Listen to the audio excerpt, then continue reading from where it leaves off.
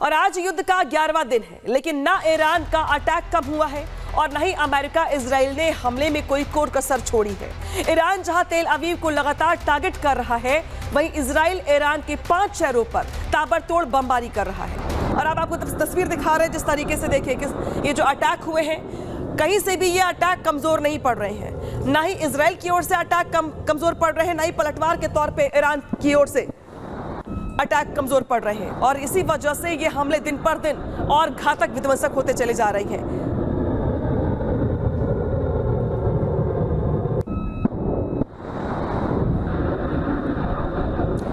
और ये तस्वीर दिखा रहे हैं आपको, देखिए किस तरीके से यहाँ पे अटैक होता है। ये देखिए जिस तरीके से ये पूरा का पूरा इलाका देख रहे हैं, इसके ऊपर नीले आसमान में आपको जाता हुआ ये रॉकेट दिखाई देता है, जिसके बाद यहाँ पे जोरदार धमाका होता है। और ये पूरा का पूरा इलाका, ये देखिए यहाँ से मिसाइल लॉन्च होती है। लॉन्च होने के बाद जो टारगेट है इसका, वो अपने टारगेट की ओर जाती हुई दिखाई दे रही है आपको।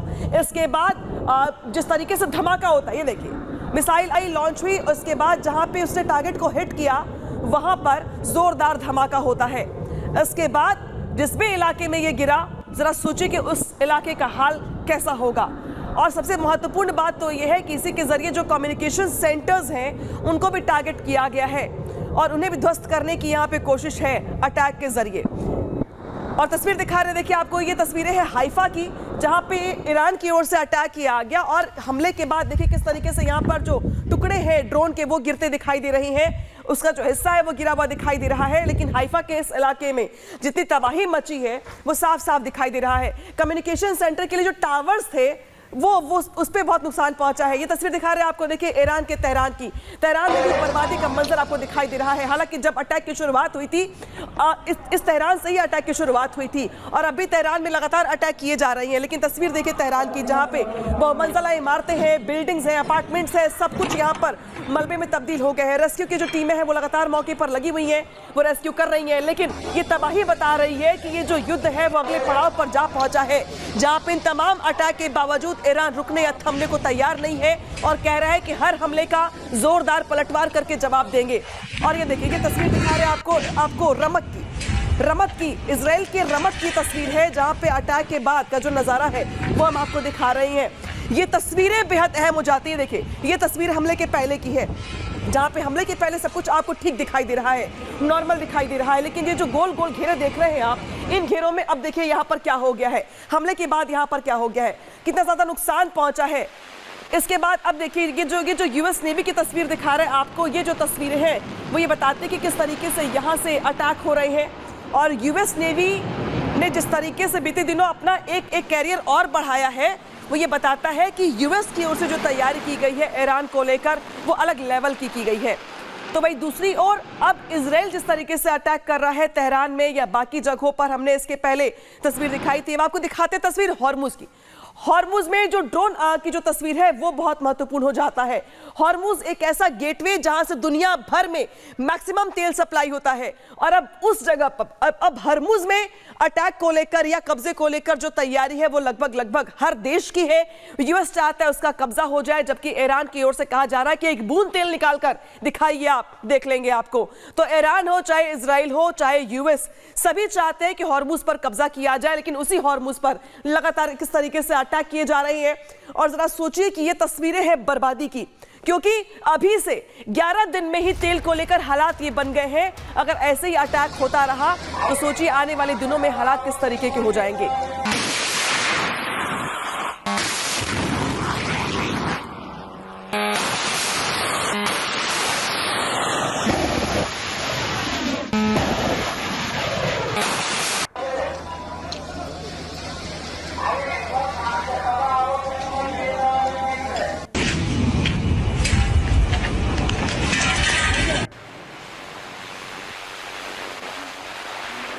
तो ये नया वीडियो दिखा रहे हैं आपको महायुद्ध का, जहां पर यूएस की नेवी बेस की ये तस्वीरें हैं। और यूएस नेवी बेस जो कि इस समय यूएस की बड़ी ताकत भी बना हुआ है। लेकिन जो तस्वीर दिखा रहे हैं आपको, ये ईरान के तेहरान की है, जहां पर सिर्फ और सिर्फ बर्बादी है।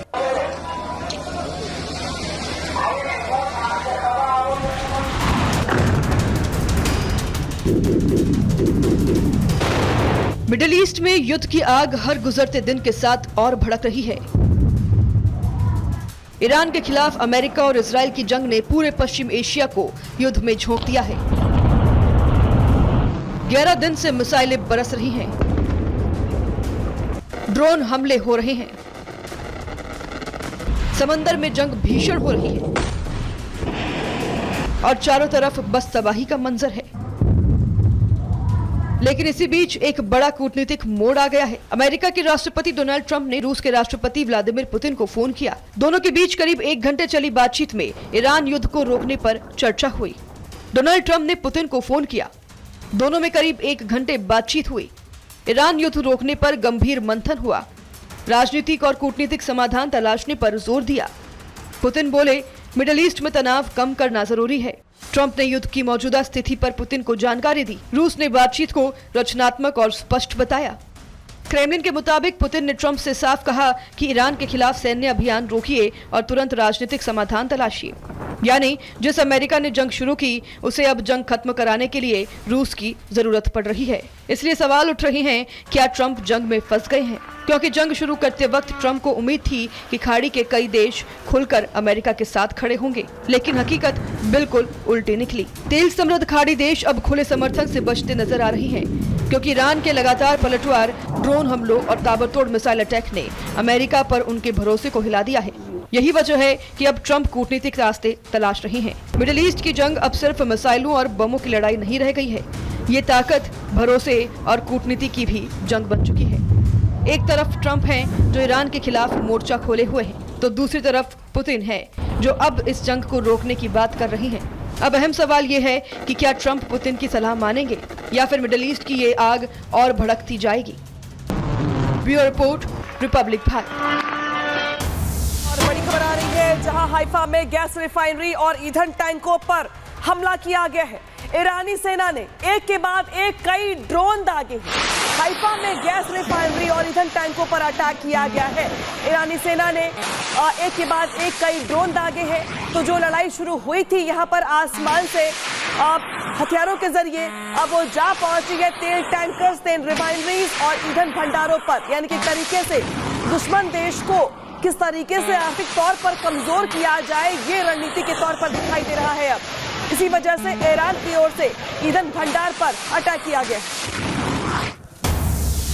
और इस बीच एक और बड़ी खबर आ गई है, जहां पर इजराइल यूएस हमले को लेकर तेहरान का आवासीय इलाका तबाह हो गया, ऐसी खबर सामने आ रही है। जिस तरीके से इजराइल और यूएस के हमले हुए हैं, तेहरान का आवासीय जो इलाका है जहां पे लोग रहते थे, उसकी तस्वीर दिखा रहे हैं आपको। देखिए, ये पूरा का पूरा इलाका जो है मलबे में तब्दील हो गया है। तबाही का जो वीडियो है वो आपको भी दिखा रहे हैं। ये देखिए, कभी ये इलाका गुलजार हुआ करता था, यहाँ लोग रहते थे, लेकिन आज देखिए क्या हालत हो गई है। रेस्क्यू टीमें दिखाई दे रही हैं आपको, और सिर्फ मलबा ही मलबा आपको नजर आएगा जहां तक नजर आ जाएगी।